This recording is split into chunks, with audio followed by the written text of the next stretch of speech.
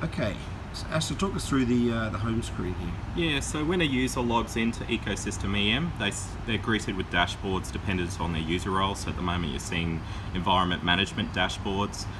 Within the tool itself, it has an advanced visual configuration management database, which gives you different complementary views. So at the moment we're looking at the bill of materials view, which is very much sort of similar to an Excel spreadsheet within the tool, because a lot of organisations manage their environments in Excel spreadsheets. It's a collaborative way that organisations can sort and filter and have a look at health information, version details, vendor details, and filter that information to have a look at, say, just the bad stuff, such as all the unplanned outages.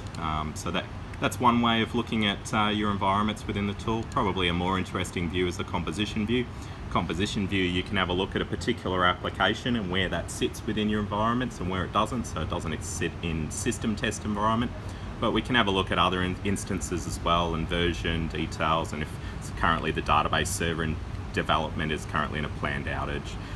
The tool also has a lot of capability from a reporting perspective, from the perspective of looking at your actual project demand. So at any point in time, being able to visualize the different projects and which environment resources those projects are going to require, both from the perspective of the project, but also from the perspective of the environments. And say if I was the actual application owner for my SAP instances, at any point in time I can have a look at the different projects that are using that resource, such as my SAP SIT environment, and whether they're making code or configuration changes or simply using it for regression testing.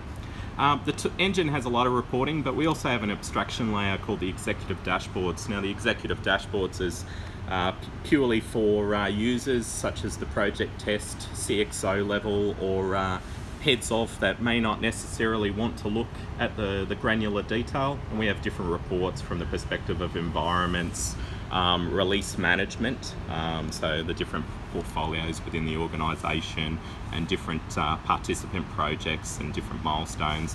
And we can also visualise information from the perspective of connectivity, so connectivity being different applications and how they talk to each other, or from the perspective of, say, a project and what a project may be using, so the different systems that are in scope for that project and the different systems that are out of scope for that project.